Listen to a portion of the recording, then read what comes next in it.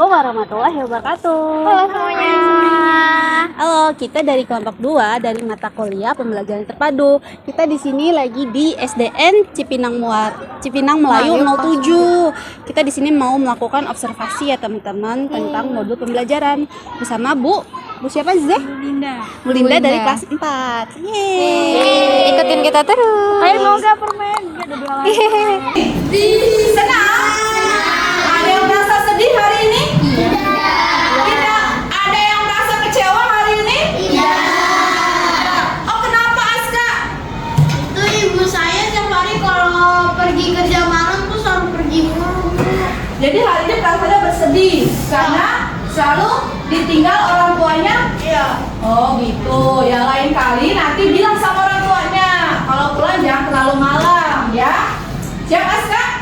Oke, terima kasih untuk hari ini semuanya sehat ya. Iya. Oke, hari ini kita akan belajar mengenai perubahan wujud benda. Tapi Ibu mau tahu dulu nih. Kemarin simak video pembelajaran berikut ini ya. Iya. Oke.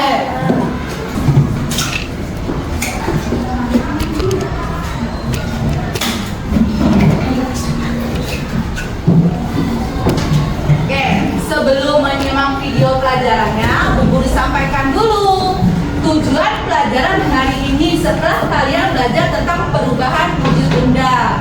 Nanti Ibu berharap kalian bisa mengidentifikasi perubahan wujud benda yang terjadi.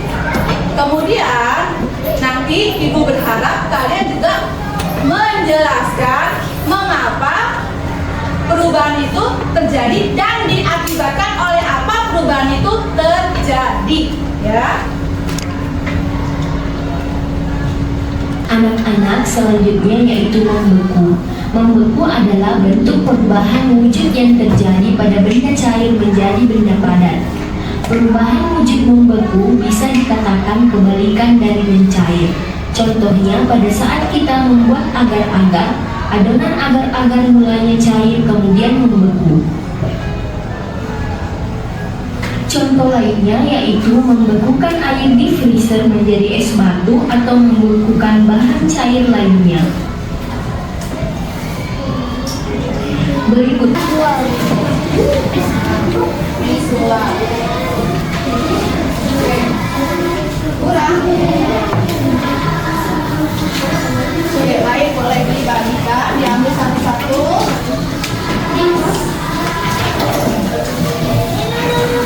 Betul. Makasih kolom. Bu Linda, Ya. kurang satu di sini. Oke, kurang satu ini. Kurang satu.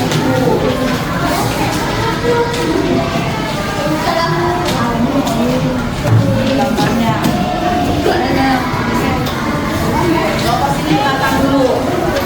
Coba sini dengarkan dulu. Nah, coba kalian baca di sini. Tugasnya apa? Lengkapilah kolom berikut dengan gambar dan sesuai dengan perubahan wujudnya. Jadi, lihat di sini ada kata mencair. Jadi tugas kamu adalah mencari manakah contoh gambar yang mencair. Yang mencair. Kalian potong kemudian tempelkan. Tidak di sini, Bu. Ya betul sekali. Kenapa? Tergantung ada di sini ada berapa? Mungkin ada 2, mungkin ada 3 ya. Oke, dibagikan lagi.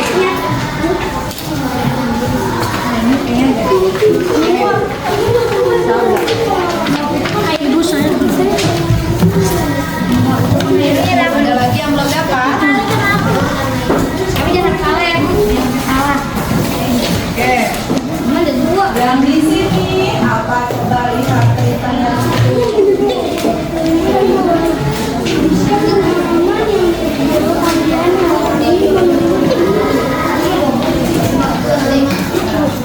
Tuliskan pengalaman yang pernah kalian alami mengenai perubahan wujud benda. Pengalaman kamu sehari-hari pernah mengalami yang sebetulnya berubah wujud benda. Misalkan saya lagi beli es krim, Bu, tiba-tiba esnya meleleh. Berarti itu peristiwa apa? Ya, kamu silakan mencari contohnya apa, apa, apa. Oke ya, kertasnya mana?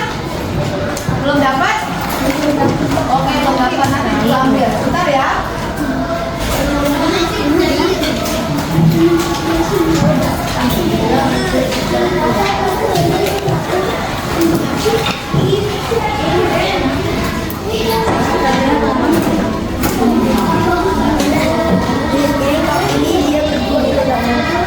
Oh, sendoknya. Itu ini nak. Itu udah siapa yang belum? Ini dia pakai lagi.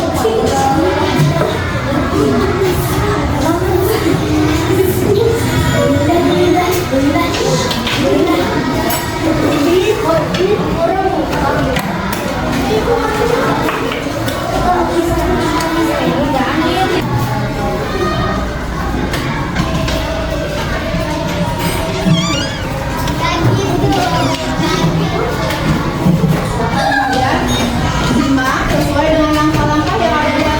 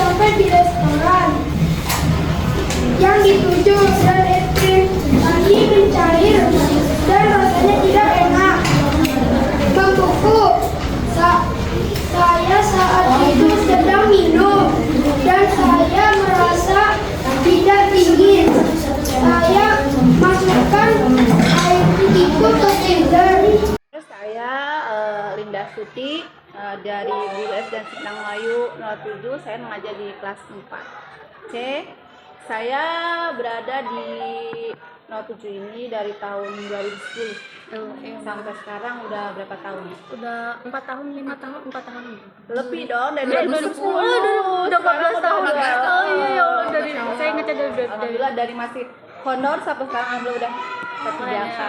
Masya Allah, alhamdulillah. Ya baru berapa 2 tahun sih diangkat ke 3. Itu awal mula saya bisa ada di 07. Iya. Tapi tiap tahun kita suka di rolling sih Kak, kadang di kelas 4, kadang kelas 5. Tapi saya seringnya berada di kelas tinggi 4, 5, 4, 5. Iya, Masya Allah. Dan tahun ini saya dapat kelas 4. Tahun kemarin kelas 5. Oh iya. Kita langsung aja ke Oke, instrumen yang iya. pertanyaannya ya Bu. Tadi kan Ibu udah nge-share modul pembelajaran itu mata pelajaran IPAS ya Bu ya.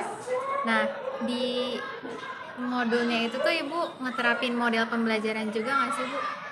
Model pembelajarannya di situ saya menerapkan model pembelajaran berdiferensiasi menurut saya sih, tapi nggak tahu itu diferensiasi atau bukan ya, karena saya kenal saat itu mengelompokkan anak berdasarkan kemampuannya saat itu waktu belajar IPA.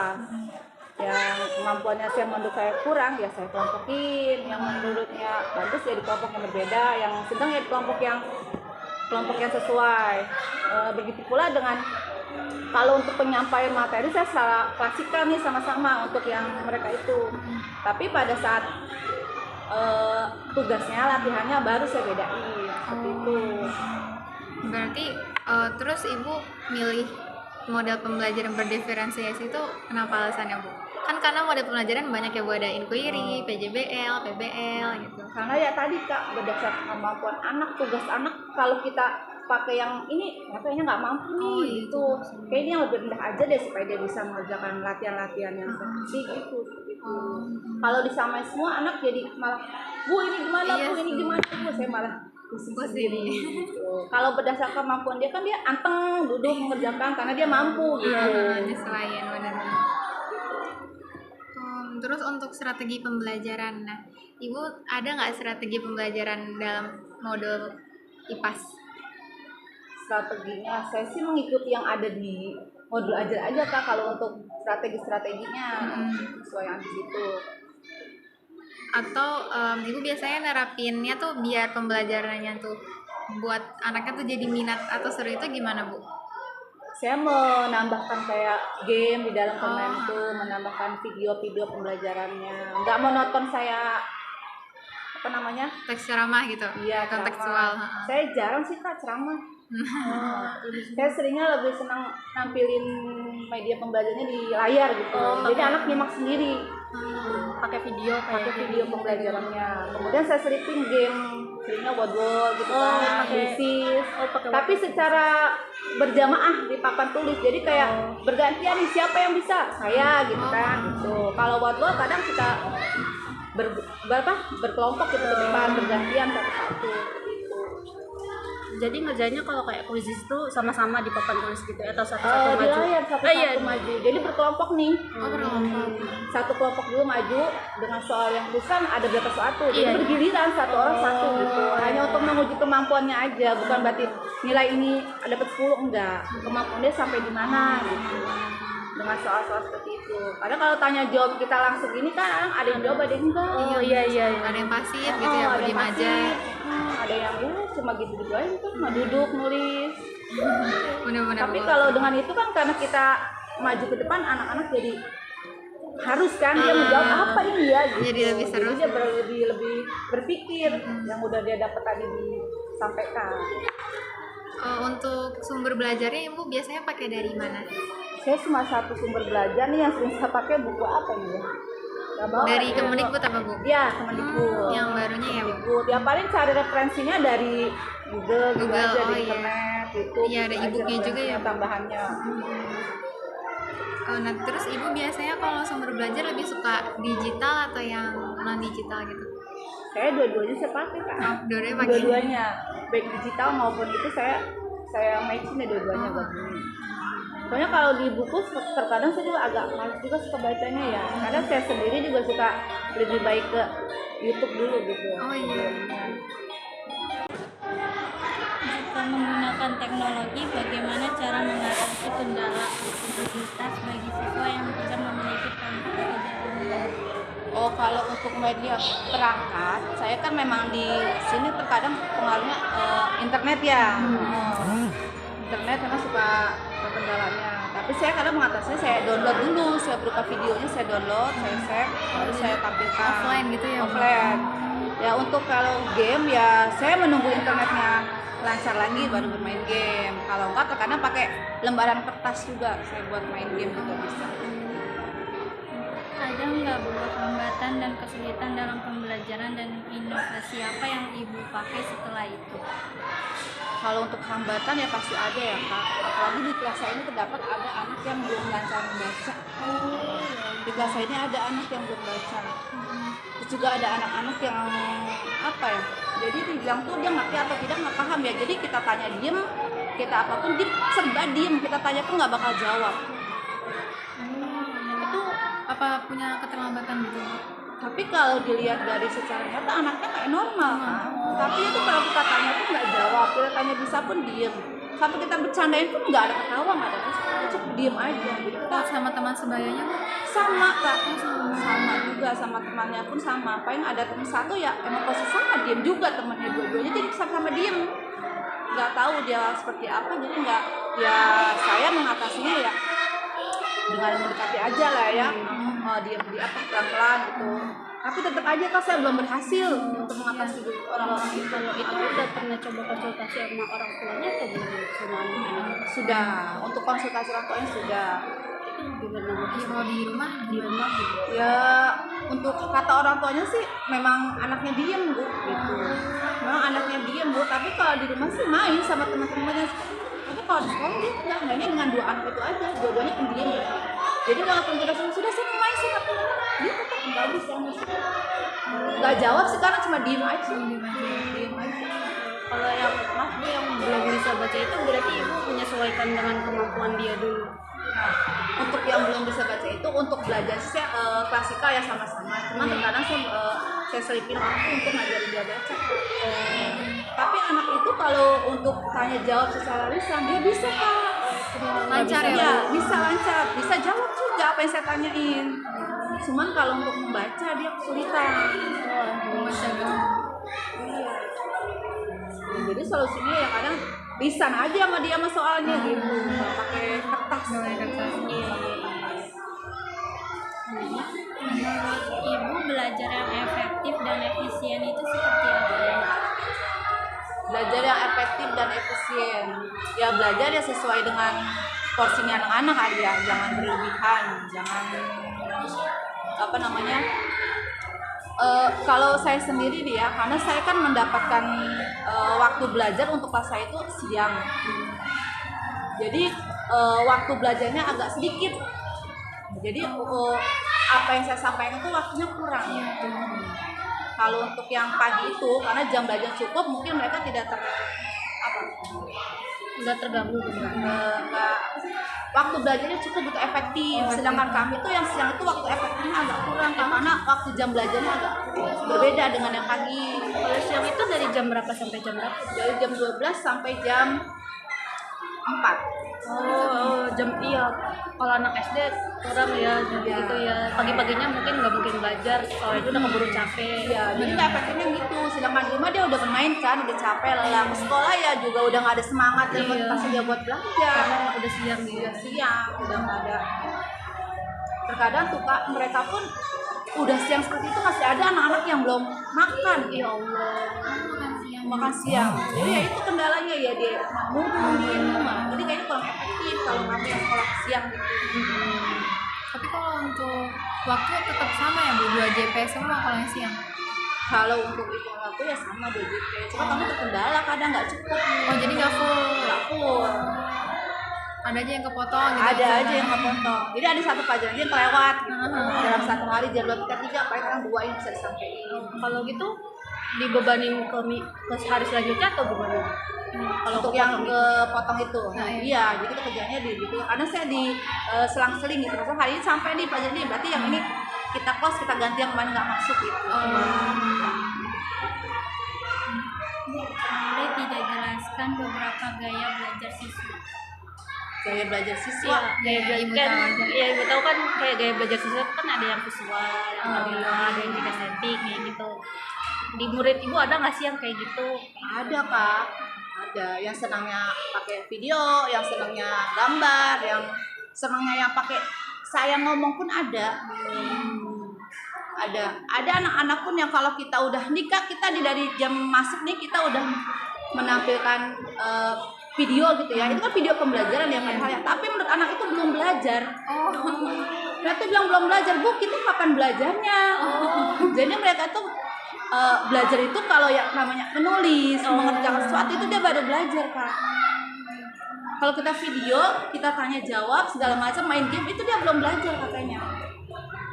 Kalau dia udah ada tugas nih dari saya, tangannya dikerja, baru itu dia udah belajar. Berarti ibu biasanya suka ituin LKPD-nya gitu ya, Bu? Iya, Ada hard copy-nya. iya. Kita nyiapin juga KPD, Kak. Jadi habis video pembelajaran game ada KPD juga di akhirnya. Siswa ini ada yang beda-beda kayak gitu kan tadi ya. Terus gimana sih Bu cara nyatuinnya supaya bisa bareng-bareng di belajar sekelas ini? Caranya, Iya.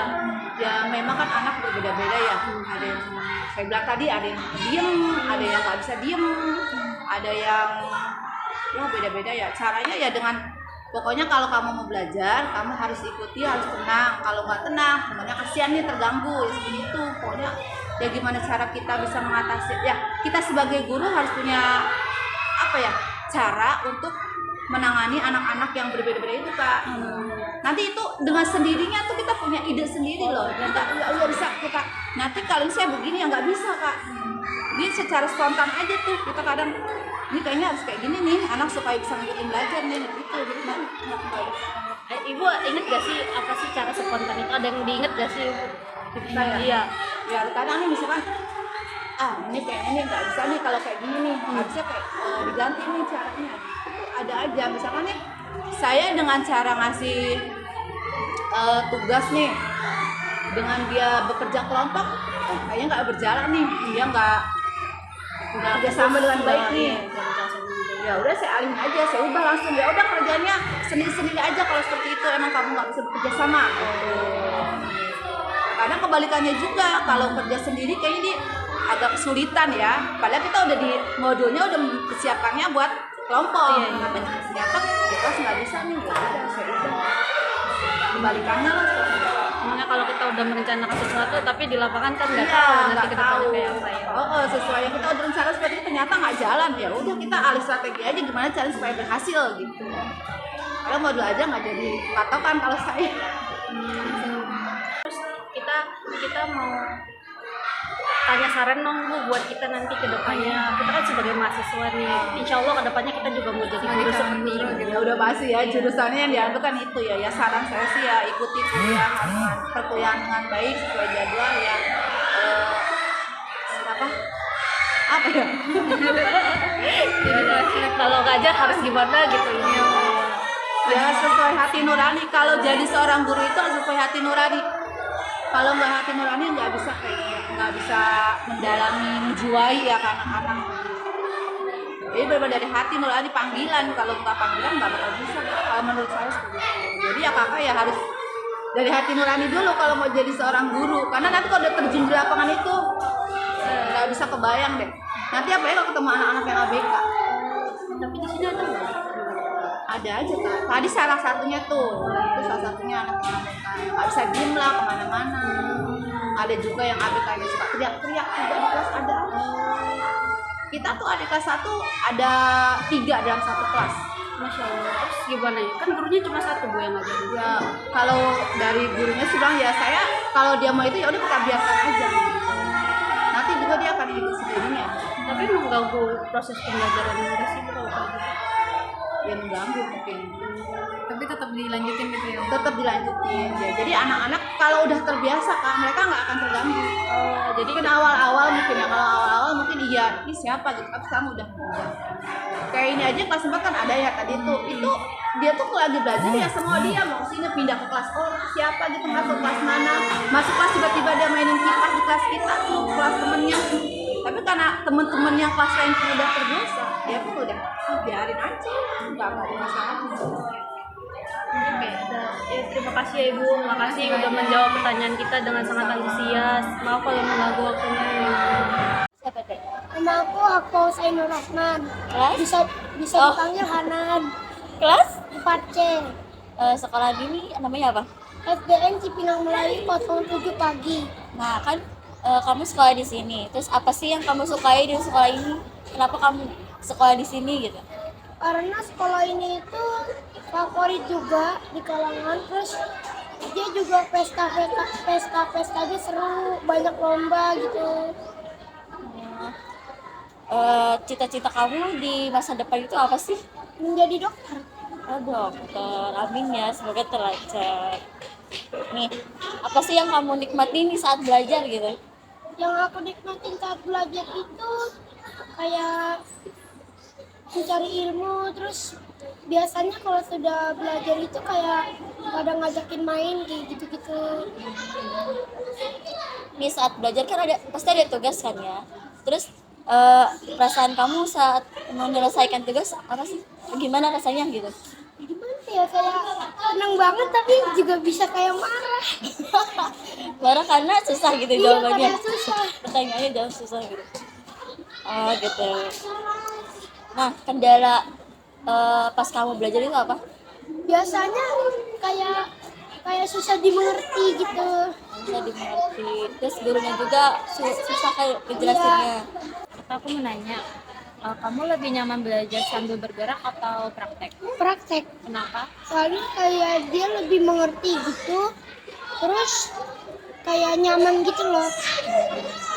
Terus kamu lebih suka belajar dalam kelompok atau berdiskusi dengan Kelompok. Kenapa? Soalnya kayak seru, bisa belajar bareng, ketawa-ketawa bareng, kayak gitu. Suka ide nggak? Enggak sih, Enggak. enggak. Kamu lebih suka mendengarkan guru atau membaca buku? Mendengarkan guru. Alasannya apa? Alasannya soalnya kalau kita misalnya baca buku, kita kan belum tahu pelajarannya apa. Makanya jadi kita dengerin dulu, baru baca buku. Nama kamu siapa? Nadia Alizara. Nadira. Nadira. Dari kelas berapa? Dari kelas 4 Sekolahnya di mana? di SDN 07 Cipinang Melayu. Aku mau nanya sedikit aja. Ada nggak sih mata pelajaran yang menurut kamu susah? Ada Kira-kira apa? olahraga sama mungkin agama sama matematika. Kalau olahraga kenapa susah? Soalnya aku banyak yang nggak bisa buat kayak dipelajarin. Kalau matematika gimana? Kalau matematika kebanyakan rumus yang nggak aku pahamin. Oke. Cara kamu mengatasi kesulitan tersebut gimana? Misalnya kamu nggak suka matematika, terus kan kita harus hadapin gitu ya. Nah, cara buat ngatasin kesulitan itu gimana? Palingan aku nanya ke guru, minta dijelasin lagi.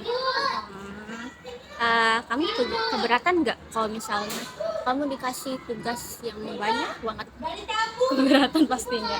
tapi kamu kerjain sendiri, Kerjain pasti. sama dibantu orang tua nggak? Kadang dibantu, kadang enggak. Kalau misalkan nggak bisa, paling dibantu. Kalau misalkan bisa, ya sendiri terus. Oke. Kira-kira tugas itu mengganggu sekolah kamu nggak? Misalnya kayak mengganggu motivasi belajar kamu nggak? Enggak.